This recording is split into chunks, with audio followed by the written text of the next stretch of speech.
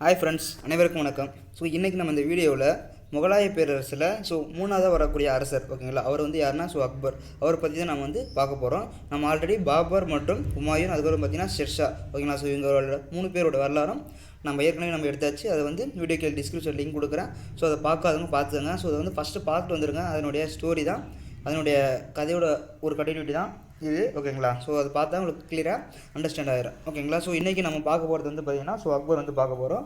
So இப்போ நம்ம அக்பர் பார்க்குறதுக்கு முன்னாடி ஹுமாயூனை பற்றியான ஓகேங்களா. ஸோ ஹுமாயூன் நம்ம ஏற்கனவே பார்த்துருப்போம். அதை பற்றியான ஒரு ரீகேப் மாதிரி நம்ம பார்த்துட்டு வந்துடலாம் பாருங்கள். ஸோ ஹுமாயூன் பார்த்திங்கன்னா பாபர் ஓகேங்களா. ஸோ பாபர் பார்த்திங்கன்னா டெல்லியிலேருந்து ஒரு டெத்தான பின்னாடி வந்ததுன்னா ஹுமாயூன் அரியணை ஏறி இருப்பார். ஸோ அதே காலகட்டத்தில் இந்த குஜராத் பகுதியில் பார்த்திங்கன்னா பகதூர் ஷாவும், வங்காள பகுதியில் இருக்கிற ஆப்கானியரான ஷெர்ஷாவும் இவருக்கு அதிகமான தொல்லை கொடுத்துட்ருப்பாங்க. அதுக்கப்புறம் பார்த்திங்கன்னா 1539 ஓகேங்களா. ஸோ 1539 சவுசா போர்னு சொல்லிட்டு ஒரு நடக்கும். அது யார் யாருக்குன்னா ஷெர்ஷாவுக்கும் ஹுமாயூனுக்கு நடக்கும். ஸோ அதுக்கப்புறம் பார்த்திங்கன்னா 1540 கன்னௌசி போர் நடக்கும் ஓகேங்களா. ஸோ இந்த 2 போர்லையுமே வெற்றி கொள்வது யாருன்னு பார்த்திங்கன்னா ஷெர்ஷா தான் வெற்றி கொள்வார். ஸோ இவர் வெற்றி பெற்ற பின்னாடி இவர் டெல்லியை பிடிச்சிறாரு. யாருன்னா ஷெர்ஷா டெல்லியை பிடிக்க இவர் இங்கேருந்து கிளம்பி அப்படியே லாகூர் வழியாக போகும்போது அமிதா பானு பேகத்தை அப்படின்னு சொல்லிட்டு ஒரு பெண்ணை திருமணம் செஞ்சுக்கிட்டு 1542 ஓகேங்களா. 1542 நவம்பர் 23 அக்பர் அமரக்கோட்டையில் பிறக்கிறாரு. ஸோ அந்த அமரக்கோட்டை எங்கே இருக்குன்னா தற்போது சிந்து பகுதியில் தான் இருக்குது அந்த அமரக்கோட்டை ஓகேங்களா. ஸோ அதுக்கப்புறம் கல்யாணம் பண்ணிவிட்டு அக்பர் பிறந்தார். அக்பர் பிறந்ததுக்கு முன்னாடி பார்த்திங்கன்னா பாரசீகத்தில் போய் செட்டில் ஆகிறாரு. இங்கே பார்த்திங்கன்னா ஒரு 15 ஆண்டு கால வாழ்க்கை ஒரு நாடோடி வாழ்க்கையாக இந்த இடத்துல அவர் வாழ்ந்துக்கிட்டு வராரு. அப்போ இந்த இடத்துல டெல்லியை பிடிச்ச ஷெர்ஷா 1540 to 1545 ஒரு 5 வருஷம் ஆட்சி செய்கிறாரு. ஸோ 5ஆவது வருஷத்தில் அவர் 1545 என்ன ஆகிறாருன்னா, அதாவது கலிஞ்சர் கோட்டை ஓகேங்களா. ஸோ பந்தேர்கண்ட் பகுதியில் உள்ள கலிஞ்சர் கோட்டை முற்றுகையிட போகும்போது பார்த்திங்கன்னா ஒரு வெடி விபத்தில் இவர் இறந்து போயிடுறாரு. அதுக்கப்புறம் பார்த்திங்கன்னா அவருக்கு பின்னாடி பார்த்திங்கன்னா இஸ்லாம் ஷா அப்படின்ற ஒரு அவருடைய பையன் ஆட்சிக்கு வருவார். ஸோ அதுக்கப்புறம் பார்த்திங்கன்னா சிக்கந்தர் சூர் அப்படின்றவங்க ஆட்சிக்கு வருவாங்க. இவங்க ஒரு வலிமை குறைந்த அரசர்களாக இருந்ததுனால இந்த சமயத்தை பயன்படுத்திக்கிட்ட யாருன்னா ஹுமாயூன் பாரசீக மன்னரோட உதவியுடன் இங்கே டெல்லியில் ஆட்சி செஞ்சுட்டு இருந்த சிக்கந்தர் சூரை அடித்து தோற்கடிச்சிட்டு 1555 அரியணை ஏறி இருப்பார் ஓகேங்களா. ஸோ இது வரைக்கும் நம்ம பார்த்துருப்போம். அதுக்கப்புறம் பார்த்திங்கன்னா 1556 ஓகேங்களா. 1556 ஜனவரி 24 பார்த்திங்கன்னா யார் இங்கே இருக்கிற டெல்லி ஆட்சி அதாவது டெல்லி பிடிச்ச ஹுமாயூன் டெத் ஆகிடுறாரு ஓகேங்களா. ஹுமாயூன் டெத் ஆகிறாரு 1556 ஜனவரி 24 ஹுமாயூன் டெத் ஆகிற நேரத்தில். அப்போ இந்த இடத்துல அரியணைக்கு வரையக்கூடியவர் தான் யாருன்னா நம்மளுடைய அக்பர் ஓகேங்களா. ஸோ இதன்படி தான் இவர் அரியணைக்கு ஏறார் ஓகேங்களா. ஸோ இப்போ அக்பரை பற்றி நம்ம பார்க்கலாம் பாருங்கள். ஸோ இப்போ அக்பர் நம்ம எடுத்துக்கிட்டாலே நம்ம எங்கே ஃபஸ்ட்டு சொன்னார், சிந்து பகுதியில் இருக்கிற அமரக்கோட்டையில் ஓகேங்களா. அமரக்கோட்டையில் 1542 ஸோ நவம்பர் 23 ஓகேங்களா. நவம்பர் 23 அமர்கோட்டையில் பிறக்கிறார் ஓகேங்களா. ஸோ இவங்களுடைய தாய் பார்த்திங்கன்னா தந்தை பார்த்திங்கன்னா ஹுமாயூன். இவர் என்ன பிரிவுனா சன்னி பிரிவு ஓகேங்களா. அடுத்து தாய் பாருங்கள், தாய் பார்த்திங்கன்னா அமிதா பானு பேகம். இவங்க பார்த்திங்கன்னா ஷியா பிரிவு ஓகேங்களா. ஸோ ஃபஸ்ட்டு இவங்களை பற்றியான ப்ரொஃபைல் பார்த்துடலாம். ப்ரொஃபைல் பார்த்துட்டு அதுக்கப்புறம் நம்ம உள்ளே என்ன இருக்குதுன்னு சொல்லிட்டு நம்ம பார்க்கலாம் ஓகேங்களா. ஸோ இப்போ இந்த வீடியோவில் நம்ம என்ன இருக்குன்னா, ஸோ இதில் நம்ம எப்படி இதில் கொடுத்துருக்குறோம்னா, ஃபஸ்ட்டு இவங்களுடைய மேப் இருக்கும். அதாவது இந்த மேப் வச்சு டோட்டலாக அவங்களுடைய படையெடுப்புகள் டோட்டலாக இது நீங்கள் படிச்சுக்குவீங்க. ஸோ அதுக்கு பின்னாடி ஒரு 6 பண்ணியிருப்பார், ஒரு 6 சீர்திருத்தங்கள் பண்ணியிருப்பார் ஓகேங்களா. ஸோ அது என்னென்னா, ஃபஸ்ட்டு பார்த்திங்கன்னா அவருடைய ராசபுத்திர கொள்கை பார்க்கலாம். ராசபுத்திர கொள்கை அடுத்து பார்த்திங்கன்னா மத கொள்கை. அதுக்கப்புறம் பார்த்திங்கன்னா வருவாய் முறை. அதுக்கப்புறம் பார்த்திங்கன்னா 4வது மன்சப்தாரி முறை. அதுக்கப்புறம் பார்த்திங்கன்னா கலை கட்டிடக்கலை. 6வது பார்த்திங்கன்னா இலக்கிய பணி ஓகேங்களா. ஸோ இந்த மாதிரியான ஒரு 6 விஷயம் தான் ஓகேங்களா. ஃபஸ்ட்டு டோட்டல் படையெடுப்பையும் இந்த மேப் வச்சு முடிச்சிருவோம் கதை மூலமாக. அதுக்கப்புறம் இந்த ஒரு 6 விஷயத்தை நம்ம கீழே 1 by 1 நம்ம பார்க்கலாம் ஓகேங்களா. ஸோ இந்த பிடிஎஃப் நம்ம வீடியோக்குள்ள டிஸ்கிரிப்ஷன் லிங்க் கொடுக்குறேன், வேணும்னா டவுன்லோட் பண்ணிக்கோங்க ஓகேங்களா. ஸோ இப்போ அவங்களுடைய தந்தை பார்த்தாச்சு. தந்தை பார்த்திங்கன்னா ஹுமாயூன், தாய் பார்த்திங்கன்னா அமிதா பானு பேகம். இவர் சன்னி பிரிவு, இவர் ஷியா பிரிவு ஓகேங்களா. ஸோ அதே மாதிரி அக்பர் தந்தை வழியில் சன்னி பிரிவை தான் சேர்றாரு ஓகேங்களா. அக்பர் பார்த்திங்கன்னா சன்னி பிரிவை தான் சேர்றாரு ஓகேங்களா. ஸோ இப்போ 1556 ஜனவரி 24 ஓகேங்களா டெல்லியில் அவங்க அப்பா டெத் ஆன பின்னாடி இவர் அப்போதைய காலகட்டத்தில் இவருக்கு வயசு பார்த்திங்கன்னா 14 வயசு தான் ஆகுது ஓகேங்களா. ஸோ அப்போ 14 வயசில் இவர் டெல்லியில் அரியணை ஏறுறாரு. இப்போ அரியணை ஏறுற நேரத்தில் ஓகேங்களா அதாவது இந்த 14 வயசு இருக்கிற நேரத்தில் இவருக்குன்னா அந்த நாட்டை நிர்வகிக்கக்கூடிய திறமை வந்து இல்லாதனால ஸோ இவருக்கு ஒரு படைத்தளபதியாக யார் இருக்கிறான்னா ஸோ பைராம் கான் அப்படின்ற ஒரு படைத்தளபதி வந்து இவருக்கு வந்து துணையாக இருக்கிறார். ஓகேங்களா. ஸோ இப்போ டெல்லியில் இவர் வந்து 14 வயசுல நேராரு, இவருக்கு படைத்தளபதியாக பைராம் கான் வந்து இருக்கிறாரு. ஓகேங்களா. ஸோ அப்போ இந்த ஆக்ரா வந்து பார்த்தீங்கன்னா இந்த வங்காள பகுதியில் ஆட்சி செஞ்சுட்டு இருந்த ஆப்கானியர்கள். ஓகேங்களா. ஆப்கானியர் வந்து பார்த்திங்கன்னா முசஃபர் ஷாவோட கட்டுப்பாட்டில் தான் இந்த ஆக்ரா வந்து இருக்குது. இவருடைய படைத்தளபதி யாருடைய படைத்தளபதினா முசஃபர் ஷாவோட படைத்தளபதி தான் யாருன்னா ஹிமு. ஓகேங்களா. ஸோ அப்போ இங்கே டெல்லியில் யார் இருக்கிறது, அக்பர் இருக்கார். அக்பரோட படைத்தளபதி யாருன்னா பைராம் கான். அதுக்கப்புறம் வந்து பார்த்தீங்கன்னா இங்கே இருக்கிறது வங்காளத்தில் முசஃபர் ஷாவோட கட்டுப்பாட்டில் தான் ஆக்ரா இருக்குது. ஆக்ராவுக்கு ஸோ இப்போ இவரோட படைத்தளபதி வந்து பார்த்தீங்கன்னா ஸோ எமு. ஓகேங்களா. ஸோ இப்போ இந்த ஆக்ராவை பிடிக்கணும்னு சொல்லிட்டு 2 பேருக்கு சண்டை வருது.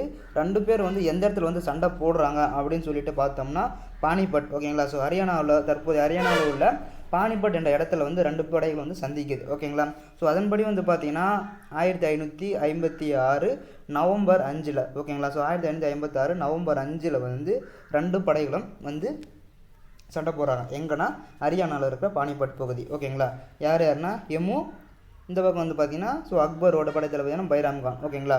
இவரை வந்து பேரளவில் அரசராக வச்சுக்கிட்டு இவர் வந்து சண்டை ஓட்டிட்டு இருப்பார். யாருன்னா பைராம் கான். ஓகேங்களா. ஸோ இப்போ இதில் வந்து பார்த்தீங்கன்னா இவருடைய படைகள் வலிமை வாய்ந்த படைகளாக இருக்குது. யாருன்னா எம்முவோட படைகள் வந்து நல்ல வலிமை வாய்ந்த படைகளாக வந்து இருக்குது. ஓகேங்களா. ஸோ இவருடைய படை யாருதுன்னா இவர் வந்து மிகவும் குறைவான படை தான் வச்சுருக்காரு. இருந்தாலும் அக்பர் தான் வெற்றி கொள்கிறாரு. அது என்ன காரணம் சொல்கிறாங்கன்னா இவர் வந்து யானை மேலே தான் வந்து சண்டை போட்டிருக்காரு. யானை மேலே சண்டை போட்டிருக்கிற நேரத்தில் ஸோ ஃபஸ்ட்டு வந்து இவங்க எம்மு வந்து நல்ல ஜெயிக்கக்கூடிய தருவாயில் வந்து இருக்கிறாங்க. ஆனால் இவங்க வந்து தோற்கக்கூடிய தருவாயில் தான் இருக்காங்க. இருப்பினும் அந்த கடைசியில் ஒரு அம்பு வந்து பார்த்தீங்கன்னா அவருடைய கண்ணை வந்து தொலைச்சிருது. யாருடைய கண்ணைனா ஸோ எம்முவோட கண்ணை வந்து தொலைச்சிருதுனால ஸோ இவர் வந்து டோட்டலாக காலி பண்ணிடுறாங்க. யாருன்னா முகலாய படைகள் வந்து இவர் வந்து காலி பண்ணிடுறாங்க. ஸோ அதுக்கப்புறம் வந்து பார்த்தீங்கன்னா தலைவன் இல்லாத படைகள் வந்து தெரிச்சு ஓடும் பார்த்தீங்களா. ஸோ அந்த மாதிரி இருந்ததுனால ஸோ தலைவனும் இல்லாதனால ஸோ எல்லாரும் படைகளும் தெரிச்சு ஓடுறது. இதில் வந்து இவர் வந்து வெற்றி கொள்கிறார். யாருன்னா அக்பர் வந்து வெற்றி கொள்கிறார். யாருடைய உதவியோடனா பைராம் கானுடைய உதவியோடு தான் இவர் வந்து வெற்றி கொள்கிறார். ஓகேங்களா. ஸோ இப்போ இதன்படி வந்து பார்த்தீங்கன்னா நமக்கு கொஸ்டின் ஏரியா வந்து பார்த்தீங்கன்னா ஸோ பானிபட் போர், 2ஆம் பானிபட் போர் எங்கே நடந்ததுன்னா எந்த வருஷம் நடந்ததுன்னா 1556 நவம்பர் 5. ஓகேங்களா. ஸோ இது ஒரு பாயிண்ட்டு.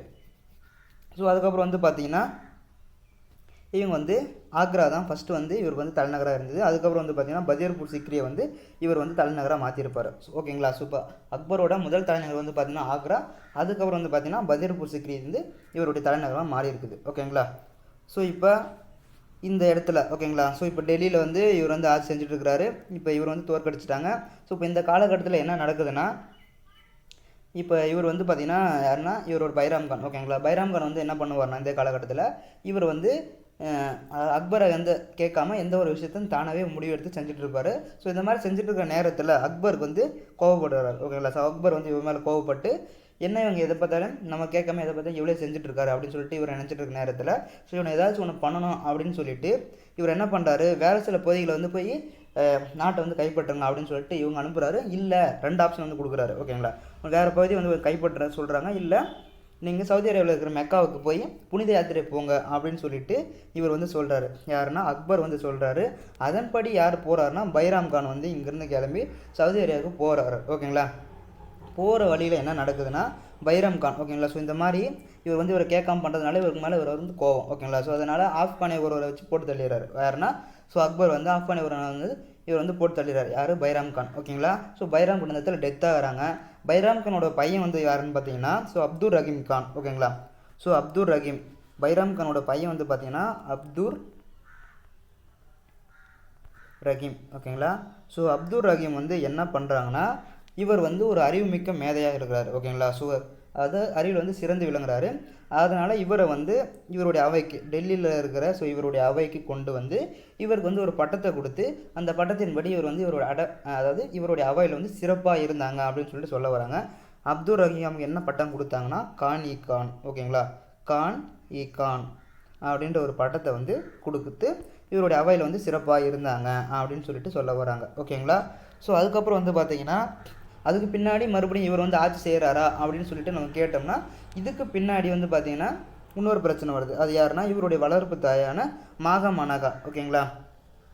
ஸோ மாகாம் அனாகா அப்படின்னு சொல்லிட்டு சொல்லுவாங்க. இவருடைய வளர்ப்பு தாய் வந்து பார்த்தீங்கன்னா ஸோ பைராம் கான். ஸோ இவர் 14 வயசில் இருக்கிறாங்க.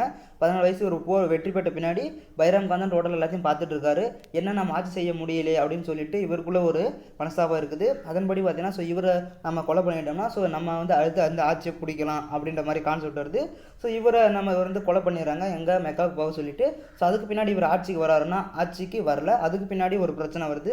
அதுதான் என்னதுன்னா மகாமனகா அவங்களுடைய வளர்ப்பு தாய் வந்து பார்த்தீங்கன்னா ஸோ அவங்க வந்து ஆட்சி செய்கிறாங்க. ஓகேங்களா? அது எப்போனா ஸோ 1560 to 62. ஓகேங்களா? ஸோ ஒரு 2 ஆண்டு காலம் வந்து மகாமனகா வந்து ஆட்சி வந்து செஞ்சுட்டு இருப்பாங்க. ஓகேங்களா? ஸோ இவர் வந்து ஆட்சி வந்து செய்கிறது வந்து இது வந்து என்ன காலம் அப்படின்னு சொல்கிறாங்கன்னா இது வந்து அந்தப்புற அரசாங்க காலம். ஓகேங்களா? அந்தப்புற அரசாங்க காலம் அல்லது பாவாடை ஆட்சி. ஓகேங்களா? பாவாடை ஆட்சி அப்படின்னு சொல்லிட்டு சொல்கிறாங்க. இதை சொன்னவர் வந்து பார்த்தீங்கன்னா விஎஸ் ஸ்மித். ஓகேங்களா? விஎஸ் ஸ்மித் என்பவர் வந்து பார்த்தீங்கன்னா ஸோ இது வந்து அந்தப்புற அரசாங்க காலம் அல்லது பாவாடை ஆட்சி அப்படின்னு சொல்லிட்டு இதை சொன்னவர் வந்து பார்த்தீங்கன்னா விஎஸ் ஸ்மித். யாருடைய ஆட்சி காலத்தை? மகாமனகாவோட ஆட்சி காலத்தை. ஓகேங்களா? ஸோ இப்போ இந்த இடத்துல மகாமனகா வந்து ஆட்சி செஞ்சுட்டு இருக்காங்க. அப்போ அவங்களுக்கு ஒரு ஆசை வருது. அது என்னதுன்னா இந்த மாலவத்தில் தான் அவருடைய பையன் வந்து இருப்பார். யாருன்னா ஆதம் கான். ஓகேங்களா? ஸோ இவருடைய பையன் வந்து பார்த்தீங்கன்னா ஸோ ஆதம் கான் வந்து இந்த இடத்துல தான் இருப்பார். மாலவத்தை வந்து ஆட்சி செஞ்சுட்டு இருப்பார். ஓகேங்களா? ஸோ அப்போ தன்னுடைய பையனை வந்து இங்கே வந்து அரசன் ஆகணும்னு சொல்லிட்டு அவங்க வந்து ஆசைப்படுறாங்க. யார்? மகாமனகா. ஓகேங்களா? ஸோ ஆசைப்பட்ட நேரத்தில் ஸோ இதை வந்து அக்பரோட காதுக்கு போயிட்டு ஸோ இப்போ இவங்களுக்கு இது ஒரு பிளான் போகிறாங்களா அப்படின்னு சொல்லிட்டு இவங்களையும் கொலை பண்ணிடுறாரு. யார்? ஆதம் கானையும் கொலை பண்ணிடுறாரு. யாருன்னா அக்பர் வந்து கொலை பண்ணிடுறாரு. ஓகேங்களா? ஸோ அக்பர் கொலை பண்ணதுனால ஸோ பையன் செத்த இந்த துயரத்திலேயே மகாமனகா டெத் ஆயிடுறாரு. ஓகேங்களா? அதற்கு பின்னாடி தான் ஓகேங்களா பாபரோட ஒரிஜினல் ஆட்சி ஓகேங்களா இந்த இடத்துல நடைமுறைக்கு வருகிறது. ஓகேங்களா? அக்பரோட ஆட்சி வந்து பார்த்திங்கன்னா இந்த இடத்துல நடைமுறைக்கு வருது. ஸோ அதுக்கப்புறம் என்ன நடக்குதுன்னா டோட்டலாக படையெடுப்பு வந்து நிறைய படையெடுப்புகள் வந்து இவர் வந்து மேற்கொண்டு இருப்பார். ஓகேங்களா? ஸோ இப்போ அதெல்லாம் என்னென்ன படையெடுப்பு அப்படின்னு சொல்லிட்டு நம்ம பார்க்கலாம் பாருங்கள். ஸோ ஃபஸ்ட்டு வந்து பார்த்தீங்கன்னா இவர் வந்து அரசராக பதவி ஏற்ற உடனே ஓகேங்களா ஸோ டெல்லியில் அரியணை ஏறிறாரு. தலைநகராக வந்து பார்த்திங்கன்னா ஸோ ஆக்ரா தான் இருக்கிறது. ஓகேங்களா? ஸோ இப்போ வந்து பார்த்தீங்கன்னா ஸோ இந்த இடத்துல பதவி ஏறியாச்சு. முதல்ல அவர் வந்து கைப்பற்ற பகுதி பார்த்திங்கன்னா ஸோ குவாலியர் பகுதி. ஓகேங்களா? குவாலியர் பகுதியை தான் அவர் வந்து முதலாக படையெடுத்து வந்து கைப்பற்றார். ஓகேங்களா? ஸோ குவாலியர் ஓகேங்களா அது மத்திய பிரதேசத்தில் இருக்கும். ஸோ அந்தோடைய பகுதியை தான் இவர் வந்து கைப்பற்றார். ஓகேங்களா? ஸோ முதல் படையெடுத்து வந்து பார்த்திங்கன்னா குவாலியர் பகுதியை வந்து கைப்பற்றி அங்கேருந்து ஒரு அறிஞர் வந்து கூப்பிட்டு போகிறார். அது யாருன்னா இவர் வந்து இசைக்கலைஞர். ஓகேங்களா? இசைக்கலைஞர் வந்து கூப்பிட்டு போகிறார். அவரை தான் தான்சேன். ஓகேங்களா? நம்ம ஏற்கனவே நம்ம படிச்சிருப்போம். தான்சேன் என்ற ஒரு இசைக்கலைஞர் வந்து அக்பருடைய அவையை வந்து அலங்கரித்தார் அப்படின்னு சொல்லிட்டு நம்ம படிச்சிருப்போம். ஓகேங்களா? ஃபஸ்ட்டு வந்து இவர் வந்து அரியணை ஏற்ற பின்னாடி இந்த இடத்துல குவாலியர் பகுதியை கைப்பற்றார். குவாலியர் பகுதியிலேருந்து ஒரு இசைக்கலைஞர் வந்து கூப்பிட்டு போகிறாரு. அவர் தான் தான்சேன். ஓகேங்களா? ஸோ இது வந்து ஃபஸ்ட்டு படையெடுப்பு. அடுத்து வந்து பார்த்திங்கன்னா ஸோ 2வது படையெடுப்பு என்னென்னா ஸோ இங்கே இருக்கிற ஓகேங்களா ஸோ டெல்லியிலேருந்து இங்கேருந்து வந்து ஸோ மாலவம். ஓகேங்களா? இங்கே இருக்குது பார்த்தீங்களா ஸோ மாலவம். ஸோ இந்த மாலவத்தை ஆட்சி செஞ்சுட்டு இருக்கிற இது ஒரு யாருன்னா பாஷ் பகதூர்பூர். ஓகேங்களா? ஸோ பாஷ் பகதூர் வந்து இந்த இடத்துல வந்து ஆட்சி செஞ்சுட்டு இருக்காரு. என்ன பகுதினா மாலவம் பகுதியை. இதை வந்து 1562 இவர் வந்து கைப்பற்றுறாரு. யார்? அக்பர் வந்து கைப்பற்றி இவரை வந்து ஒரு மன்சப்தாரராக தன்னுடைய அவையில் வந்து நியமிச்சுக்கிறார். ஓகேங்களா? மன்சப்தார் என்ன கான்செப்ட் சொல்லிட்டு நம்ம வந்து பின்னாடி பார்க்கலாம். ஒரு மன்சப்தாரராக இவர் வந்து நியமிச்சுக்கிறார். ஓகேங்களா?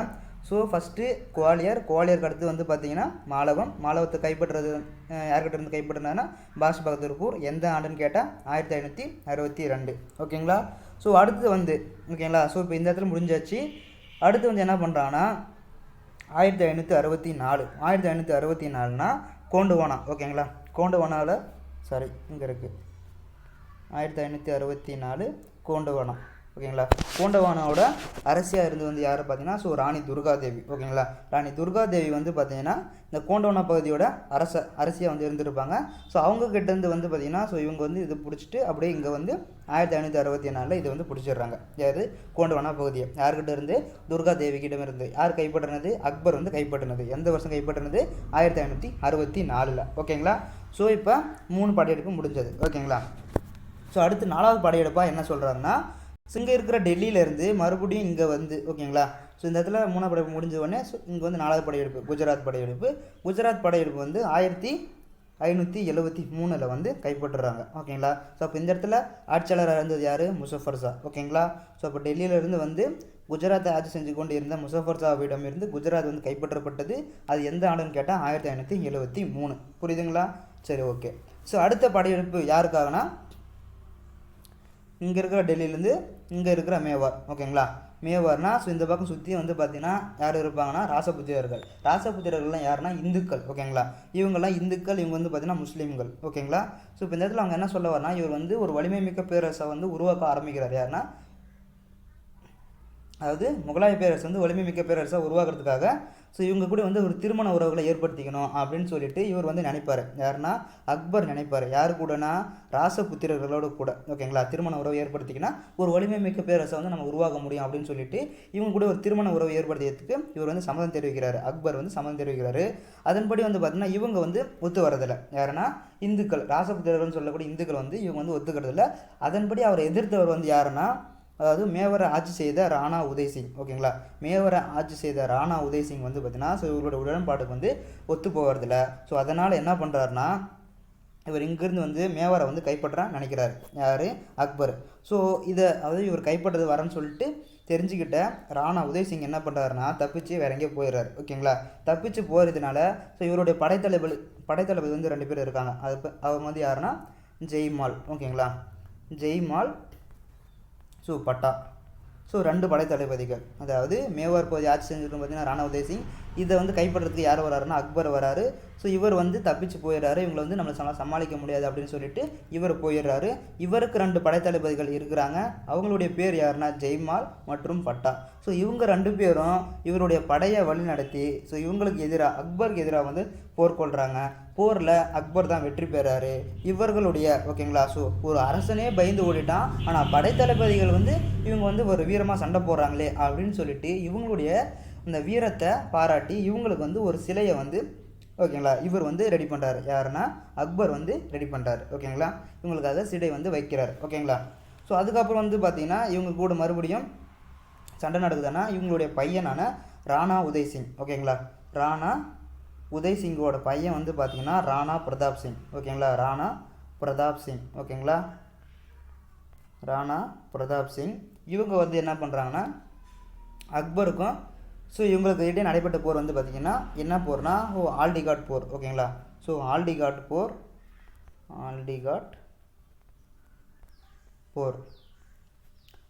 1576 வந்து நடந்திருக்கும். யாருக்கு? ராசபுத்திரர்களான ராணா உதய் சிங் மகனான ராணா பிரதாப் சிங்கிற்கும் அக்பருக்கும் ஆல்டிகாட் போர் நடைபெற்றது 1570. ஓகேங்களா, ஸோ அந்த போரில் வந்து இவர் வந்து தப்பிச்சு போயிடுவார். ஓகேங்களா, ஸோ இவர்கிட்ட வந்து மறுபடியும் தப்பிச்சு இவர் போயிடுவார். ஆனால் மறுபடியும் இவர் உங்களா டெத் ஆகிற வரைக்கும் ஸோ 1597 வரைக்கும் இவர் வந்து உயிரோடு இருப்பார். யாருன்னா ராணா உதய் சிங் மகனான ராணா பிரதாப் சிங் வந்து 1597 வரைக்கும் உயிரோடு இருப்பார். அது வரைக்கும் அக்பரை வந்து எதிர்த்து கொண்டே தான் இருப்பார். ஓகேங்களா, ஸோ இப்போ இதில் நமக்கு என்ன தெரிய வேண்டியது, ஸோ ஆல்டிகாட் போர் எந்த ஆண்டு நடந்தது? 1576. எதிர்த்தவர் யார்? ராணா உதய் சிங்கின் மகனான ராணா பிரதாப் சிங். ஓகேங்களா, ஸோ இப்போ இந்த கொஸ்டின் நமக்கு தெரிஞ்சால் போதுமானது. ஓகேங்களா, ஸோ அடுத்து வந்து பார்த்தீங்கன்னா ஸோ இப்போ இந்த மாதிரியான ஸோ இவங்களுக்கான படையெடுப்பு வந்து முடிஞ்சது. ஸோ அதுக்கப்புறம் வந்து என்ன படையெடுப்பு மேற்கொள்கிறாருன்னா அதே 1576 வங்காளத்தில் ஓகேங்களா வங்காளத்தை ஆட்சி செஞ்சுட்டு வந்து பார்த்து யாருன்னா தாவூத் கான். ஓகேங்களா, தாவூத் கான் மீது படையெடுத்து இங்கேருந்து வந்து ஸோ வங்காள பகுதி வந்து படையெடுத்து வங்காளத்தையும் கைப்பற்றுறார். யாருன்னா அக்பர். வங்காளத்தை ஆட்சி செஞ்சுக்கிட்டு வந்து பார்த்தீங்கன்னா தாவூத் கான் எந்த வருஷம் கைப்பற்றுறாருன்னா 1576. இதன்படி ஆல்டிகாட் போகிறோம் 1576. அதில் வந்து ராணா பிரதாப் சிங்கு, இங்கே வந்து பார்த்தீங்கன்னா தாவூத் கான். ஓகேங்களா, ஸோ இது ரெண்டும் ஒரே வருஷத்தில் வருது. ஸோ அடுத்து வந்து பாருங்கள், ஸோ அடுத்து வந்து பார்த்தீங்கன்னா ஸோ வடமேற்கு படையெடுப்புகள் வந்து பார்த்தீங்கன்னா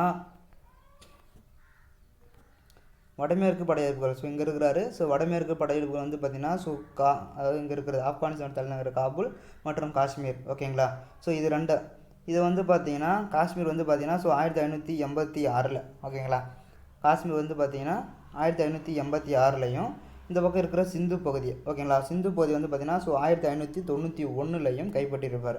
ஓகேங்களா, ஸோ வடமேற்கு படையெடுப்புகளும் இவர் வந்து மேற்கொண்டு இருக்கிறாரு. ஸோ இதற்கு உதவியாக இருந்தது வந்து யாருன்னு சொல்லிட்டு நம்ம பார்த்தோம்னா ராஜா மான்சிங். ஓகேங்களா, அதாவது இந்த இடத்துல ராஜா மான்சிங்கிறது நமக்கு யாருன்னு சொல்லிட்டு நமக்கு தெரியணும்.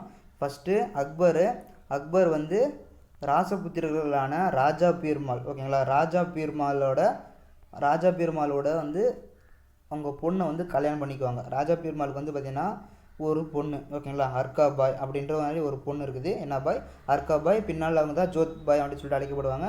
அவங்களுக்கு ஒரு பையன் இருப்பான். அவங்க தான் யாருன்னா ராஜா பகவான் தாஸ். அந்த ராஜா பகவான் தாஸ் இருக்காங்க பார்த்தீங்களா, அதாவது அக்பர் ஓகேங்களா. அக்பர் வந்து பார்த்தீங்கன்னா ஸோ ராஜா பீர்மாலுக்கு 2 பசங்க, அதாவது ஒரு பொண்ணு ஒரு பையன். இது வந்து பார்த்தீங்கன்னா ஸோ ராஜா பகவான் தாஸ், இது வந்து பார்த்தீங்கன்னா ஸோ அர்காபாய் அல்லது ஜோத்பாய் ஓகேங்களா. ஸோ இந்த ராஜா பகவான் தாஸ்க்கு ஒரு பொண்ணு ஒரு பையன், அவர் தான் ராஜா மான்சிங். இங்கே வந்து பார்த்தீங்கன்னா ஒரு பொண்ணு வரும் ஓகேங்களா. ஸோ இப்போ இது ஏன் சொல்ல வரேன்னா, இந்த பொண்ணை தான் ஓகேங்களா, இந்த ராஜா பகவான் தாஸோட ஒரு பொண்ணை தான் இவங்களுடைய அக்பரோட பையனான சலீம் ஓகேங்களா, அதாவது ஜஹாங்கீர், இவருக்கு பின்னாடி வரக்கூடிய ஜஹாங்கீருக்கு இந்த பொண்ணை தான் திருமணம் செஞ்சு வச்சுருப்பார். இந்த ராஜா மான்சிங் ஓகேங்களா, இந்த ராஜா பகவான் தாஸோட பையன் தான் ராஜா மான்சிங், இவரை தான் இவங்களுக்கு வந்து ஹெல்ப் பண்ணியிருப்பார் ஓகேங்களா. ஸோ அப்போ இவங்க யார், மச்சானோட பையன் ஓகேங்களா. இவங்க அர்காபாயின்றவங்க அக்பரோட மனைவி. இவங்களுடைய மாமனார் வந்து பார்த்திங்கன்னா ராஜா பீர்மல் ஓகேங்களா. ஸோ இப்போ இது வந்து முடிஞ்சது. ஸோ அப்போ இந்த வடமேற்கு படையெடுப்புக்கு உதவியானவர்கள் வந்து யாருன்னா, ஸோ இவங்க தான் யாருன்னா ராஜா மான்சிங், ராஜா பகவான் தாஸ் ஓகேங்களா. ஸோ அதுக்கப்புறம் வந்து பார்த்திங்கன்னா தக்கான படையெடுப்புகள்னால் டெல்லியிலேருந்து இங்கே இருக்கிற காண்டேஜ் பகுதியை வந்து கைப்பற்றுறாங்க ஓகேங்களா. அது எப்போனா 1591 ஓகேங்களா. ஸோ 1591 காண்டேஜ் பகுதியையும் கைப்பற்றுறாங்க.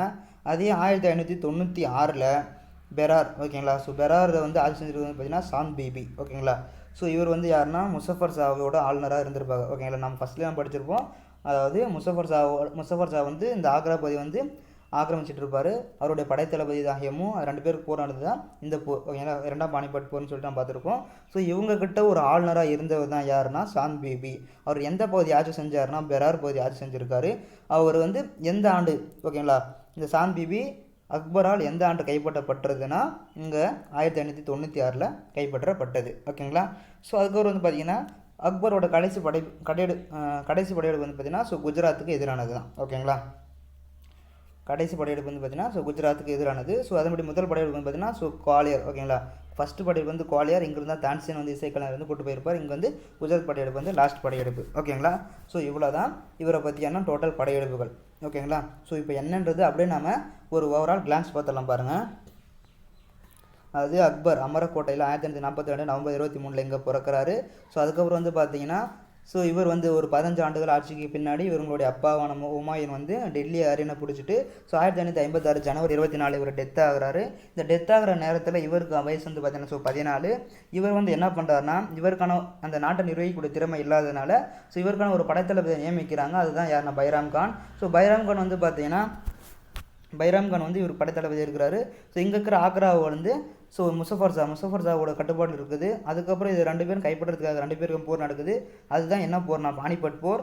அது எப்படின்னா 1546 நவம்பர் 5 நடக்குது. ஸோ இந்த பானிபட் போர் முடிஞ்சது உடனே இங்கே இருக்கிற பைராம் கான் வந்து, அதாவது இவரை கேட்காம நிறைய சில அதிகாரங்களை பண்ணதுனால இவரை வந்து நம்ம ஏதாச்சும் ஒன்று பண்ணாதான் நம்ம வந்து அடுத்து வந்து அரசராக முடியும்னு சொல்லிட்டு இது மாதிரி நினச்சிட்டு இவர் வந்து வேறு சில பகுதியை கைப்பற்றி போக, இல்லாது மெக்காவுக்கு புனித யாத்திரை போகணும்னு சொல்லிட்டு இவர் சொல்ல, இவங்க 2 பேரும் அதாவது இவருங்க கிளம்பி போகிற நேரத்தில் ஆப்கான் இவரால் வந்து கொலை செய்யப்படுகிறார். யாருன்னா பைராம் கான் கொலை செய்யப்படுகிறார். அதுக்கு பின்னாடி நம்ம ஆட்சிக்கு வரலாம் அப்படின்ற மாதிரி நாம் நினச்சோம்னா, அதுக்கு பின்னாடி இவர் வந்து ஆட்சி வரதில்லை. அதுக்கு பின்னாடி யார் ஆட்சிக்கு வராங்கன்னா மாகமனகா என்பவர் தான் இவங்க வந்து ஆட்சிக்கு வராங்க. அவங்க வந்து ஒரு பிளான் போடுறாங்க. 2 வருஷம் ஆட்சி வந்து இருக்காங்க. அந்த 2 வருஷம் ஆட்சி காலத்தில் வந்து அந்தப்புற அரசாங்க காலம் அல்லது பாவாடை ஆட்சி வந்து சொன்னவர் வந்து பார்த்திங்கன்னா விஎஸ் சுமித். ஸோ இவங்க ஆட்சிக்கு வர நேரத்தில் இவங்களுடைய பையனான பாஸ் பகதூர், அதாவது ஆதம் கான் ஓகேங்களா. ஸோ இவங்களுடைய பையன் வந்து பார்த்திங்கன்னா ஸோ ஆதம் கான். ஸோ இவங்களை வந்து நியமிக்கணும் அப்படின்னு சொல்லிட்டு இவங்க வந்து ஆதம் கான் வந்து இவங்களை வந்து நியமிக்கணும்னு சொல்லிட்டு இவங்க ஆசைப்பட, ஸோ இதை தெரிஞ்சுக்கிட்ட அக்பர் வந்து இவரையும் கொலை பண்ணிடுறாரு.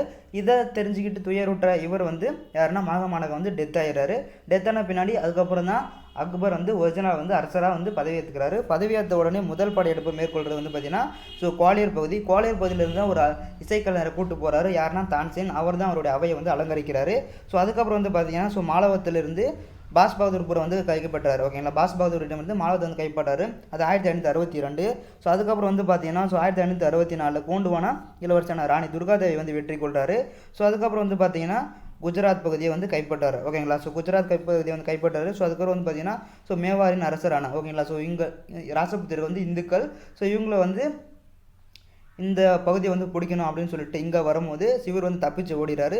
ஸோ இந்த படையை வந்து மேற்கொள்கிறது இவங்களோட படைத்தளபதியான ஜெய்மால் பட்டாய் இவங்க 2 பேரும். ஸோ அவங்கள ஓகேங்களா. ஸோ இவங்களுடைய வீரத்தை பார்த்து ஸோ இதில் வந்து அக்பர் தான் வெற்றி கொள்கிறாரு. ஸோ அவங்களுடைய வீரத்தை பார்த்து அவங்களுக்காக 2 சிலையை வந்து அக்பர் வந்து செய்கிறாரு. அதுக்கப்புறம் வந்து பார்த்தீங்கன்னா இவருடைய பையனான ராணா உதய் சிங் பையனான யாருன்னா ராணா பிரதாப் சிங் ஓகேங்களா. ராணா பிரதாப் சிங் வந்து பார்த்தீங்கன்னா ஸோ இவரை வந்து எதிர்கொள்கிறாரு. ஆல்டிகாட் போரில் 1576 ஆல்டிகாட் போர் நடைபெறுது. அதுக்கப்புறம் வந்து பார்த்தீங்கன்னா அதில் வந்து இவர் தப்பிச்சு போயிடுறாரு. இவர் தப்பிச்சு போகிற நேரத்தில் வந்து பார்த்தீங்கன்னா கடைசியில் 1597 இவர் டெத் ஆகிற வரைக்கும் அக்பர் வந்து எதிர்த்துக்கிட்டே இருக்கார் ஓகேங்களா. ஸோ அதுக்கப்புறம் வந்து பார்த்தீங்கன்னா ஸோ அதே காலகட்டத்தில் 1576 வங்காளத்தின் மீது படையெடுத்து தாவூத் கானை வந்து வெற்றி கொள்கிறார் ஓகேங்களா. அதுக்கப்புறம் வங்காளமும் இவரோட இணைக்கப்பட்டது. ஸோ அதுக்கப்புறம் வந்து பார்த்தீங்கன்னா ஸோ ராஜா மான்சிங் மற்றும் ராஜா பகவான் தாஸ் அவங்களுடைய உதவியோட ஓகேங்களா. ஸோ வடமேற்கு படையெடுப்புகளை மேற்கொள்கிறாரு. அதன்படி பார்த்தீங்கன்னா ஸோ காஷ்மீர் படையெடுப்பு வந்து பார்த்தீங்கன்னா ஸோ 1586, சிந்து படையெடுப்பு வந்து பார்த்தீங்கன்னா ஸோ 1591. ஸோ அதுக்கு பின்னாடி அந்த படையெடுப்பு முடிச்சிட்ட பின்னாடி அப்படி இந்த பக்கம் வந்து பார்த்தீங்கன்னா ஸோ தக்கான பகுதியும் வராரு. தக்கான பகுதியில் வந்து பார்த்தீங்கன்னா ஸோ காண்டேஸ் பகுதியை வந்து 1591 கைப்பற்றாரு. அதுக்கப்புறம் வந்து பார்த்தீங்கன்னா ஸோ பெரார் பகுதியை சாந்த் பீபியிடமிருந்து கைப்பற்றாரு ஓகேங்களா. ஸோ இப்போ இந்த சாந்த் பீபின்றவங்க யாருன்னு அப்படின்னு சொல்லிட்டு கேட்க போனால் அதாவது இந்த இடத்துல வங்காளத்தை ஆட்சி செஞ்சுக்கிட்டு இருந்த முசஃபர் ஷாவோட ஒரு பகர ஆளுநராக இருந்தவர் தான் யாருன்னா சாந்த் பீபி ஓகேங்களா. ஸோ 1591 பெரார் பகுதி வந்து கைப்பற்றுறாரு. யார்கிட்ட இருந்து? சாந்த் பீபி கிட்ட இருந்தது. கடைசி படையெடுப்பு என்ன படையெடுப்புனா குஜராத் படையெடுப்பு தான் முகலாயரோட அதாவது அக்பரோட கடைசி படையெடுப்பு ஓகேங்களா. ஸோ இப்போ இது வரைக்கும் என்ன முடிஞ்சிருக்கு, அதாவது இவங்களுடைய படையெடுப்பு வந்து டோட்டலாக முடிஞ்சது ஓகேங்களா. ஸோ அடுத்து வந்து நம்ம என்ன பார்க்க போகிறோம்னா ராசபுத்திர கொள்கை ஓகேங்களா. அக்பரோட ராசபுத்திர கொள்கை அதை வந்து தான் நம்ம வந்து பார்க்க போகிறோம் ஓகேங்களா. ஸோ இந்த அக்பரோட ராசபுத்திர கொள்கையை வந்து நம்ம பார்க்க போனோம்னா ஸோ இதில் வந்து என்ன சொல்ல வரானா அப்படின்னா என்னது அப்படின்னா அதாவது இவர் வந்து ஒரு வலிமை மிக்க பேரரசை வந்து உருவாக்க விரும்புகிறாரு. யாருன்னா அக்பர் ஓகேங்களா. இவங்க வந்து இந்துக்கள், அவங்க வந்து முஸ்லீம்கள். யாருன்னா அதாவது அக்பர் வந்து முஸ்லீம்கள், இவங்க வந்து இந்துக்கள் ஓகேங்களா. ஸோ இப்போ டோட்டலாக எல்லாருமே ஒற்றுமையாக இருந்தால் தான் ஒரு வலிமை மிக்க பேரரசாக உருவாக்க முடியும் அப்படின்னு சொல்லிட்டு அக்பர் வந்து விரும்புகிறாரு.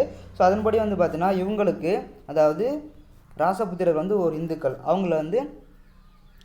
அவங்களுக்காக ஒரு சில சலுகைகள் கொடுக்காரு ஓகேங்களா. ஒரு சில பேருக்கு வந்து சலுகைகள் கொடுத்தா அவங்க வந்து நம்ம பக்கம் இருப்பாங்க அப்படின்ற ஒரு கான்செப்டில் இவர் வந்து ஒரு சில சலுகையெல்லாம் கொடுக்குறாரு. என்ன பண்ணுறாருன்னா ஃபஸ்ட்டு வந்து பார்த்திங்கன்னா ஸோ ஜிஸ்யா வரி ஓகேங்களா. ஸோ இந்துக்கள் அதாவது முஸ்லீம் அல்லாதவர் மீது விதிக்கக்கூடிய வரி தான் வந்து என்னதுன்னா ஜிஸ்யா வரி ஓகேங்களா.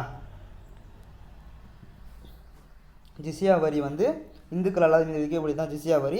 அதுக்கப்புறம் வந்து பார்த்தீங்கன்னா ஸோ புனித யாத்திரைகள் வரி ஓகேங்களா. ஸோ எங்கேயாவது யாத்திரையாக போனாங்கன்னா ஸோ அவங்க வந்து வரி விதிக்கணும் அப்படின்ற மாதிரி ஒரு 2 வரி இருக்குது.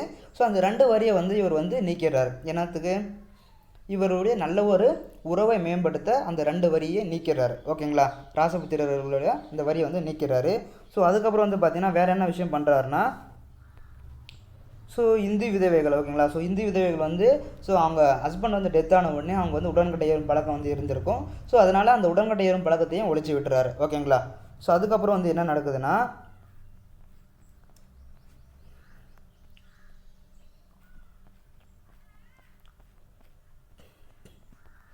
ஸோ இப்போ அதன்படி வந்து பார்த்தீங்கன்னா ஸோ இப்போ இந்த மாதிரி அதாவது இவங்க வந்து ராசபுத்திர கொள்கை வந்து என்னதுன்னா ஸோ ஒரு வலிமை மிக்க பேரரசை உருவாக்குறதுக்காக இவங்களுடைய ஒரு நல்ல உறவை ஏற்படுத்தணும் அப்படின்ற கான்செப்டில் இவங்க வந்து ஜிஸ்யா வரியும் புனித வரியை நீக்கிறாரு. அதுக்கப்புறம் வந்து பார்த்தீங்கன்னா ஸோ இந்து விதவைகளுக்கான இந்த உடன்கட்டை ஏறும் பழக்கத்தையும் நீக்கிறாரு ஓகேங்களா. அதன்படி மறுபடியும் அதாவது ராசபுத்திரர்களோட மறுபடியும் வந்து திருமண உறவையும் கொண்டுக்கிறாரு. ஸோ ஃபஸ்ட்டு அவங்களுக்கு நல்லதெல்லாம் செஞ்சுட்டாரு. அதன்படி அவங்கக்கிட்டே மறுபடியும் உறவை வந்து ஏற்படுத்திக்கணும் அப்படின்ற ஒரு கான்செப்டில் அவங்க ராசபுத்திரர்களோட பெண்களை வந்து திருமணம் செஞ்சுக்கிறாங்க ஓகேங்களா. அதன்படி வந்து பார்த்தீங்கன்னா திருமணம் செஞ்சுக்கிறது யாரை வந்து திருமணம் செஞ்சுக்கிறாங்கன்னா அக்பர் வந்து பார்த்தீங்கன்னா ஸோ ராஜா பார்மால் ஓகேங்களா. ஸோ அக்பர் இடத்துல இருக்காங்க பார்த்தீங்கன்னா ஸோ ராஜா பார்மால் அல்லது பிகாரிமால் சொல்லிட்டு சொல்லுவாங்க. ஸோ அவங்களுடைய மகளான அர்காபாய் ஓகேங்களா. அர்காபாய் இவங்க வந்து பின்னாடி வந்து ஜோதா அக்பர் அப்படின்னு சொல்லிட்டு ஜோத்பாய்ன்னு சொல்லிட்டு அழைக்குவாங்க அப்படின்னு சொல்லிட்டு சொல்லியிருக்காங்க ஓகேங்களா. ஸோ ராஜா பார்மலோட பொண்ணு வந்து பார்த்தீங்கன்னா ஸோ அர்காபாய் ஓகேங்களா. ஸோ அதுக்கப்புறம் வந்து பார்த்தீங்கன்னா இவங்களை வந்து கல்யாணம் பண்ணிக்கிறாங்க. இவங்க வந்து ஒரு இந்துக்கள், இவர் வந்து முஸ்லீம். ஸோ இவங்க வந்து திருமணம் பண்ணிக்கிறாங்க. அது மட்டும் இல்லாமல் பிக்கானீர், ஜெய்சல்மார் போன்ற ராஜபுத்திர அரசிகளையும் வந்து இவர் வந்து திருமணம் செஞ்சுக்கிறாரு. ஸோ அப்போ 3 பேரையும் வந்து திருமணம் செஞ்சுக்கிறாரு. ஸோ அதே மாதிரி கீழே வந்து பாருங்கள் ஸோ அர்காபாய்க்கு ஓகேங்களா. ஸோ அர்காபாய்க்கு பிறந்தவங்க தான் யாருன்னா சலீம் ஓகேங்களா. இவர் தான் ஜவாங்கீர் அப்படின்னு சொல்லிட்டு பின்னாடி வருவார் ஓகேங்களா. ஸோ இவருக்கு பின்னாடி ஜவாங்கீர் தான் வருவார். ஸோ அதுக்கப்புறம் வந்து பார்த்தீங்கன்னா ஸோ ராஜா பகவான் தாஸின் மகனான ராஜா மான்சிங் ஓகேங்களா. ஸோ இப்போ இந்த இடத்துல ராஜா பகவான் தாஸ்ன்றது யாருன்னு சொல்லி நம்மளுக்கு கேள்வி வரும். அதுதான் இவருடைய அதாவது ராஜா பார்மன் நம்ம மேலே பார்த்தீங்களா. ஸோ ஜோத்பாயும் ஸோ ராஜா பகவான் தாஸும் ஸோ இவர் அண்ணன், ஸோ இவங்க தங்கச்சி. ஓகேங்களா. ஸோ இவங்களுக்கு ஒரு பையன் தான் இவங்களுக்கு ஒரு பையன் பிறக்குவாங்க. அவங்க ராஜா மான்சிங். இவங்களுக்கு ஒரு பொண்ணு பிறக்கும். இவங்க பொண்ணை தான் இவங்களுக்கு கல்யாணம் பண்ணி வைப்பார். யாருன்னா ஜவாங்கீருக்கு வந்து கல்யாணம் பண்ணி வைப்பாங்க. இவங்களோட ராஜா பகவான் தாஸோட பையன் தான் ராஜா மான்சிங். இவர் வந்து அக்பரோட அவையில் மிக உயர்ந்த இதில் வந்து இருப்பார். ஓகேங்களா. யார்? ராஜா மான்சிங். இவர் யாருன்னா ராஜா பகவான் தாஸோட பையன். ஓகேங்களா. ஸோ அடுத்து வந்து பார்த்தீங்கன்னா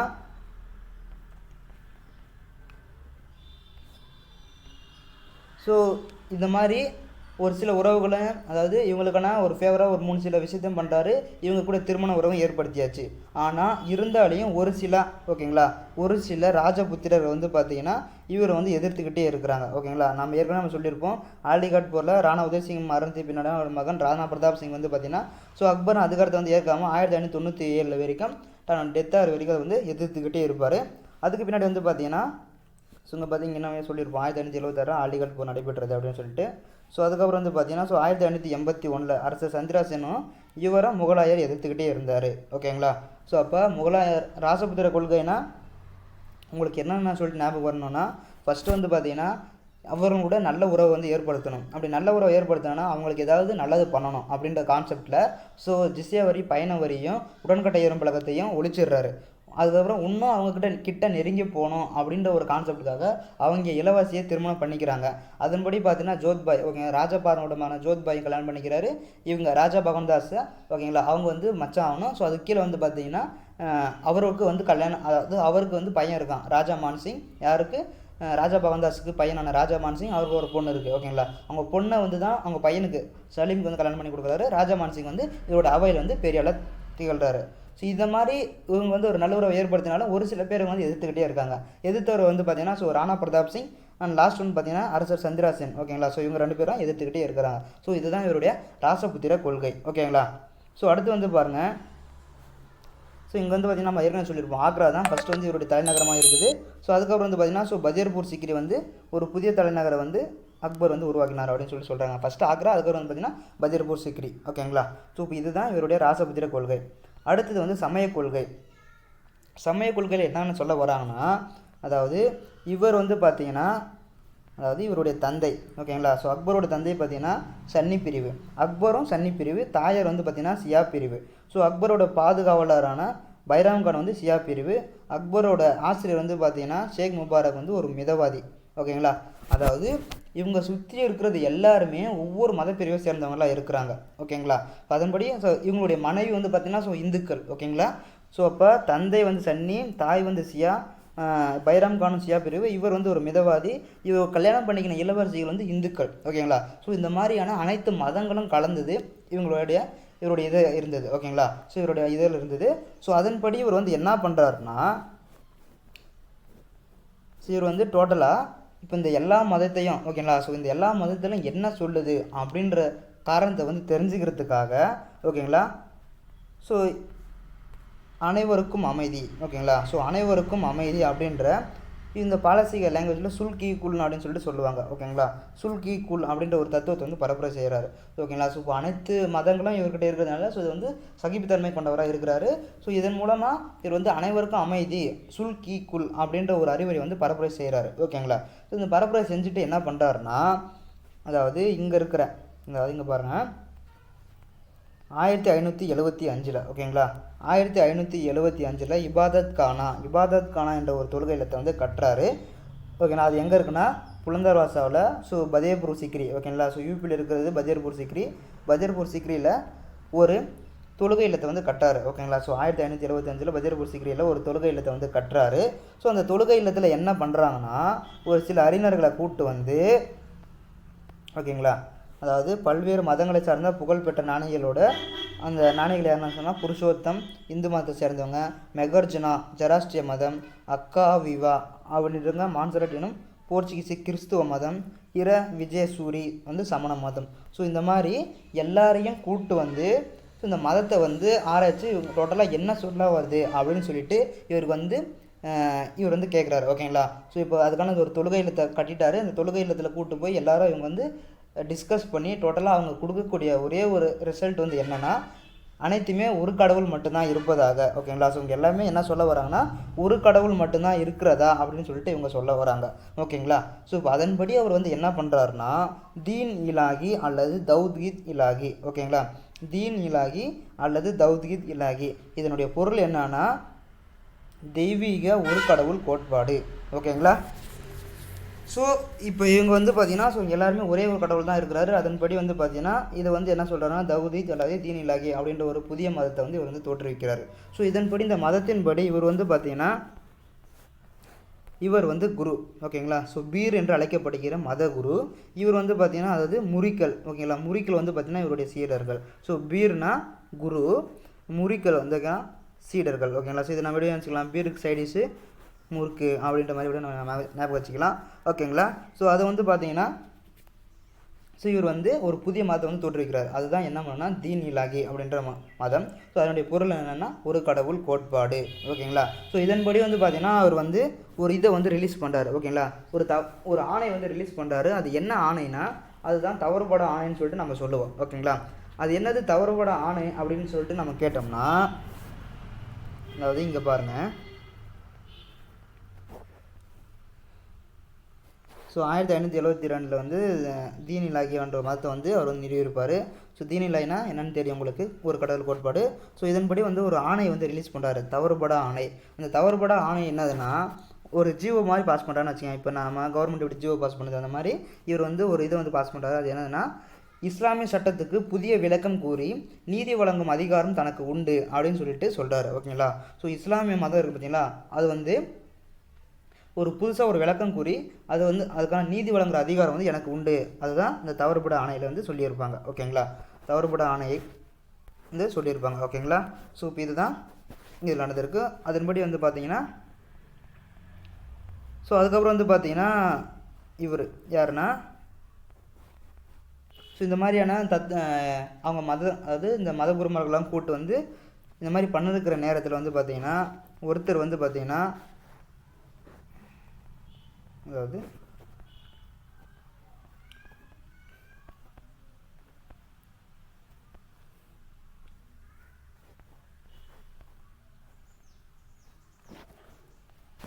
இந்த தௌதீத் இலாகி. ஓகேங்களா? ஸோ இப்போ இந்த தீன் இலாகின்னு சொல்லிட்டு பார்த்தோம் பார்த்தீங்களா. ஸோ இது வந்து ஒரு புதிய மதம் அல்ல. ஓகேங்களா? இது ஏற்கனவே சூபி மரபின் ஒரு பிரிவு தான் அப்படின்னு சொல்லிட்டு நமக்கு சொல்ல வராங்க. ஓகேங்களா?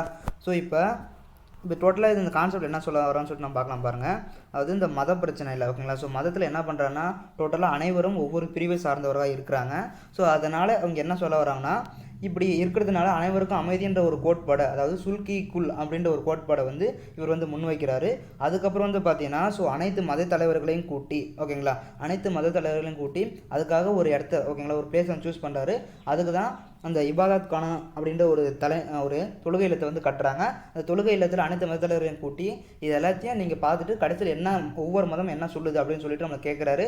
அப்படி கேட்கும்போது அனைத்து மதங்களும் அவங்க சொல்கிற கன்க்ளூஷன் வந்து என்னென்னா ஒரு கடவுள் தான் இருக்கிறாங்க அப்படின்னு சொல்லிட்டு சொல்கிறாங்க. ஸோ அதன்படி பார்த்தீங்கன்னா ஒருத்தர் வந்து எல்லாத்தையும் எதிர்த்திருப்பார். ஓகேங்களா? அதாவது பதானி வந்து, ஓகேங்களா, ஸோ அக்பரோட மேற்கொண்ட தத்துவ விவாதங்கள் மீது வெறுப்பு கொண்ட சமகால வரலாற்று அறிஞரான பதானி வந்து இஸ்லாமை புறக்கணித்தார் அப்படின்னு சொல்லிட்டு ஒருத்தர் வந்து குற்றம் சாட்டியிருப்பார். ஓகேங்களா? ஸோ அவங்க எல்லாத்தையும் இந்த மாதிரி மதத்தை கூட்டி அவங்க பண்ணிகிட்டு இருக்க நேரத்தில் இவங்க வந்து யாருன்னா இந்த பதானி வந்து பார்த்தீங்கன்னா இவங்க வந்து இஸ்லாமை புறக்கணித்தார் அப்படின்னு சொல்லிட்டு இருக்காரு. ஆனால் அவங்க வந்து ஃபைனலாக கன்க்ளூஷன் பண்ணி ஒரு ரிசல்ட் கொடுக்குறாங்க. அதுதான் ஒரு கடவுள் கோட்பாடு. ஓகேங்களா? அது வந்து பார்த்தீங்கன்னா பாரசீக நேரத்தில் தௌதீத் இலாகி தீன் இலாகி அப்படின்னு சொல்லிட்டு சொல்ல வராங்க. ஸோ அதுக்கப்புறம் அதில் என்ன நடக்குதுன்னா அதன்படி வந்து பார்த்தீங்கன்னா அவர் வந்து ஒரு தவறுபட ஆணையினை வந்து பிரகடனப்படுத்துறாரு. அது என்னது தவறுபட ஆணைனா இஸ்லாமிய சட்டத்துக்கு ஒரு புதிய விளக்கம் கூறி நீதி வழங்கும் அதிகாரம் வந்து தனக்கு உண்டு அப்படின்னு சொல்லிட்டு அதில் வந்து சொல்ல வராரு. என்னதுன்னா தவறுபட ஆணையில். ஓகேங்களா? ஸோ அதன்படி அந்த தீன் இலாகி மதத்தின்படி இவர் வந்து குருவாக செயல்படுறாரு. மற்றவங்க வந்து முரிக்கல் எனும் சீடர்களை வந்து செயல்படுறாரு. ஓகேங்களா? குருனா பீர்னு சொல்லிட்டு சொல்கிறாங்க, முரிக்கல்னா சீடர் வந்து சொல்கிறாங்க. ஸோ அதன்படி அதை வந்து எவ்வளோ பேர் சேர்ந்தாங்க அப்படின்னு சொல்லிட்டு பார்த்தாங்கன்னா ஒரு 15 பேர் மட்டுமே அந்த கோட்பாட்டை வந்து பின்பற்றினாங்க. அந்த மதம் வந்து ஏற்கனவே புதிய மதம் அல்ல, சூபி மரபின் ஒரு பிரிவு தான் அப்படின்னு சொல்லிட்டு தீன் இலாகி மதத்தை வந்து சொல்கிறாங்க. ஓகேங்களா? ஸோ அதுக்கப்புறம் வந்து பார்த்தீங்கன்னா இந்த புதிய மதமான தீன் இலாகில் வந்து யாரும் கட்டாயப்படுத்தலை. அக்பர் இறந்த உடனே இந்த மதமும் இல்லாமல் போயிடுச்சு. ஓகேங்களா? ஸோ இதுதான் இவருடைய அந்த மத கொள்கை. ஸோ அடுத்தவர் வந்து பார்த்தீங்கன்னா ஸோ இலக்கிய பணி வந்து பார்த்தீங்கன்னா நம்ம பின்னாடி பார்ப்போம் இலக்கிய பணியில். ஸோ அக்பரோட நிலவரி சீர்திருத்தம். ஸோ இப்போ நிலவரி சீர்திருத்தத்தில் உங்களுக்கு தெரிய வேண்டியது என்னென்னா, இவர் வந்து பார்த்தீங்கன்னா ஷெர்ஷாவோட நிர்வாக முறையை தான் பின்பற்றியிருப்பார். ஓகேங்களா. ஸோ ராஜா தொடர்மால், ஸோ இவருடைய அக்பருடைய வருவாய்த்துறை அமைச்சரான ராஜா தொடர்மால் வந்து ஷெர்ஷாவோட நிர்வாகத்தை வந்து பின்பற்றியிருப்பார். ஸோ நில அளவீடு வந்து பார்த்திங்கன்னா 3 1 பங்கு தான். ஓகேங்களா. நில அளவீடு வந்து 3 1 பங்கு தான் வசூலிக்கப்பட்டது. அதுக்கப்புறம் வந்து பார்த்திங்கன்னா விவசாயிகளுக்கு நில உரிமைக்கான பட்டாவும் வழங்கப்பட்டது. அதுக்கப்புறம் பார்த்திங்கன்னா விவசாயிகளுக்கும் அரசாங்கமும். ஓகேங்களா. ஸோ இவங்க 2 பேருக்கான நிலவரி தொடர்பான ஒப்பந்தத்தை வந்து செய்து கொண்டு அது பேர் என்னென்னா குப்லியாத். ஓகேங்களா. குப்லியாத் என்ற ஒரு ஒப்பந்தம் வந்து போட்டுக்கிறாங்க. ஓகேங்களா. ஸோ இதன்படி வந்து பார்த்திங்கன்னா இவர் காலத்தில் உள்ள ஒரு முக்கியமான 4 நிலங்கள் அது என்னன்னு சொல்லிட்டு நம்ம பார்க்கலாம் பாருங்கள். ஃபஸ்ட்டு வந்து போலஜ். ஓகேங்களா. போலஜ். அடுத்து வந்து பார்த்திங்கன்னா பரௌதி. ஸோ இந்த போலஜ்ன்றது வந்து பார்த்திங்கன்னா ஆண்டுதோறும் பயிரிடப்படும் நிலம். ஓகேங்களா. ஆண்டுதோறும் பயிரிடப்படும் நிலம். பரௌதி என்பது 2 ஆண்டிற்கு ஒரு முறை பயிரிடுவது. ஓகேங்களா. பரௌதி என்பது 2 ஆண்டிற்கு ஒரு முறை பயிரிடுவது. அடுத்தது 3வது நிலம் வந்து பார்த்திங்கன்னா சச்சார்ன்றது 3 அல்லது 4 ஆண்டுகளுக்கு ஒரு முறை பயிரிடுவது. பஞ்சார். ஓகேங்களா. பஞ்சார் என்பது 5 அல்லது அதற்கு மேல் பயிரிடுவது. ஓகேங்களா. 5 ஆண்டு அல்லது அதற்கு மேல் பயிரிடுவது. ஸோ ஓகேங்களா. ஸோ இப்போ இவருடைய நில வருவாய் முறையில் மொத்தம் 4 வகையான நிலங்கள் உள்ளது. அந்த 4 வகையான நிலங்கள் வந்து பார்த்திங்கன்னா போலஜ் என்பது ஆண்டுதோறும் பயிரிடப்படும் நிலம். பரௌதி என்பது 2 ஆண்டிற்கு ஒரு முறை பயிரிடுவது. சச்சார் என்பது 3 அல்லது 4 ஆண்டுகளுக்கு ஒரு முறை பயிரிடுவது. பஞ்சார் என்பது 5 ஆண்டுகளுக்கு ஒரு முறை பயிரிடுவது. புரியுதுங்களா. ஸோ இப்போ 4 வகையான நிலம் இருக்குது. அதன்படி வரி எவ்வளோ வசூலிச்சாங்க? 1/3 பங்கு. அதில் வந்து மேலே வந்து பார்த்திங்கன்னா யாருடைய வருவாய் முறை பின்பற்றினாங்கன்னா ஷெர்ஷா சூரோட வருவாய் முறை தான் பின்பற்றினாங்க. இவருடைய வருவாய்த்துறை அமைச்சர் யாருன்னு கேட்டால் ராஜா தொடர்மால். ஓகேங்களா. ஸோ பற்றி விவசாயிகளும் அரசாங்கம் ஒரு ஒப்பந்தம் போட்டுக்கிட்டாங்க. அது என்னென்னா நிலவரி தொடர்பான ஒரு ஒப்பந்தம் தான். அதுக்கு பேர் என்னென்னா குப்லியாத் அப்படின்னு சொல்லிட்டு சொல்ல வராங்க. ஓகேங்களா. ஸோ இதுதான் உங்களுக்கு இந்த வருவாயில் உங்களுக்கு தெரிய வேண்டியது. ஸோ அதுக்கப்புறம் வந்து பார்த்திங்கன்னா மன்சப்தாரின்றது என்னதுன்னா, ஓகேங்களா. ஸோ இது வந்து பாரசீக நாட்டில் தான் வந்து அறிமுகப்படுத்துது. ஓகேங்களா. ஸோ இது வந்து பாரசீக நாட்டில் தான் அறிமுகப்படுத்தியிருக்காங்க. மன்சப் என்றால் தரம் அல்லது தகுதி என்று பொருள். ஓகேங்களா. ஸோ இப்போ இதனுடைய கான்செப்ட் என்ன வந்து சொல்ல வராங்கன்னா இந்த இடத்துல, அதாவது இப்போ இவருடைய காலத்தில் வந்து அரசர்கள் இருப்பாங்க. ஸோ குடிமை பணி சார்ந்த பிரபுக்கள் இருப்பாங்க. ஜமீன்தாரின்ற பிரபுக்கள் பார்த்திங்கன்னா குடிமை நிர்வாகத்தில் இருக்கக்கூடிய இவங்க இருப்பாங்க. மற்றபடி இராணுவத்தில் இருக்கவங்க இருக்காங்க. ஓகேங்களா. ஸோ அவங்க 3 பேரையும் ஒரே ஒரு பதவியின் கீழே கொண்டு வராங்க. அதுதான் என்னதுன்னா மன்சப்தார்னால் என்னதுன்னா, அதாவது ஒரு பகுதி இருக்கும் பார்த்திங்களா. ஸோ ஒரு பகுதியை வந்து அரசை வந்து கொடுத்துருவார். ஸோ அந்த பகுதியை வந்து பார்த்துக்கிறது இவங்களுடைய கடமை. ஸோ அந்த பகுதியிலேருந்து வரி வசூலிச்சிக்கின்னு இவங்களுக்கு தேவையான அமௌண்ட்டை வச்சுக்கின்னு இவங்க செலவுகளை பார்த்துக்கிட்டு படைகளை வந்து டெவலப் பண்ணி வைக்கணும். ஓகேங்களா. ஸோ இதுதான் கான்செப்ட்டு. ஸோ இவங்க வந்து எதுக்கு இருக்கிறாங்க அப்படின்னு சொல்லி கேட்டோம்னா, ஸோ அரசர்களுக்கு எப்போயாவது போர் வரும் பார்த்திங்களா. ஸோ போர் வரும்போது இவங்க வந்து போய் ஹெல்ப் பண்ணணும். ஓகேங்களா. ஸோ அதுக்காக தான் இவங்க வந்து இருக்கிறாங்க. ஸோ அதன்படி வந்து பார்த்திங்கன்னா ஸோ இங்கே எல்லாருமே ஒரே ஒரு பணியின் கீழே மன்சப்தார் அப்படின்ற ஒரு கீழே கொண்டு வராரு.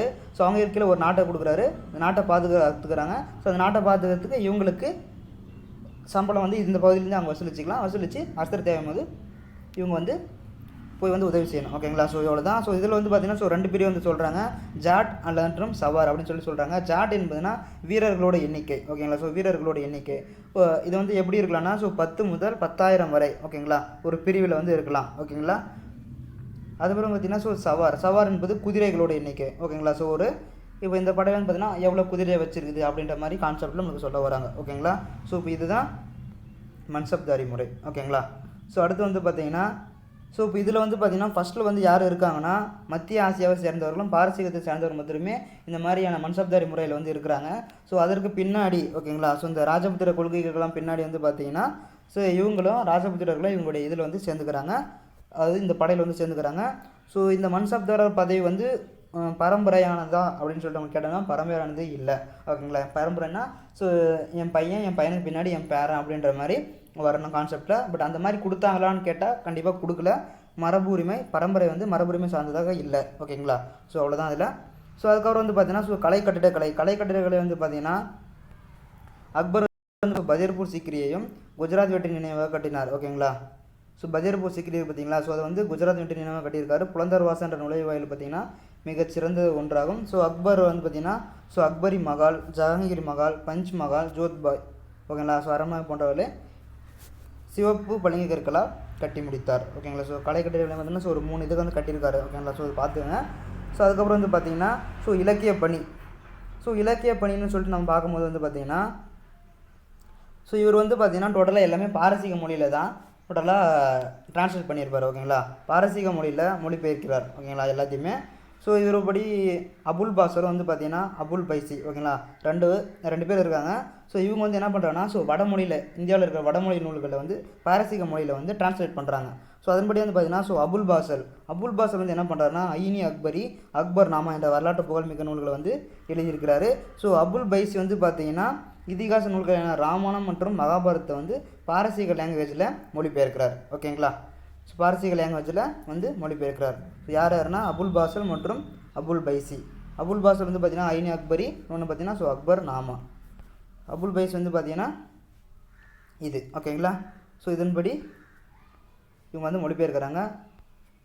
ஸோ கட்டிடக்கலை பார்த்தாச்சு. ஓகேங்களா, ஸோ இவர் வந்து டோட்டலாக எவ்வளோ ஆண்டுக்காலம் வந்து ஆட்சி செஞ்சிருக்காருன்னா ஸோ 50 ஆண்டு காலம் வந்து ஆட்சி செஞ்சுருக்காரு. ஸோ ஒரு காலகட்டம் வந்து பார்த்திங்கன்னா ஸோ 1556 to 1605. ஓகேங்களா, ஸோ முகலாய வம்சத்திலேயே மிக அதிகமாக ஆட்சி செஞ்ச அரசர் வந்து பார்த்திங்கன்னா ஸோ அக்பர் தான். ஓகேங்களா. ஓகே ஃப்ரெண்ட்ஸ், இந்த வீடியோ பிடிச்சிருந்தா லைக் பண்ணுங்கள், ஷேர் பண்ணுங்கள், மறக்காமல் சேனலை சப்ஸ்கிரைப் பண்ணுங்கள். தேங்க்யூ.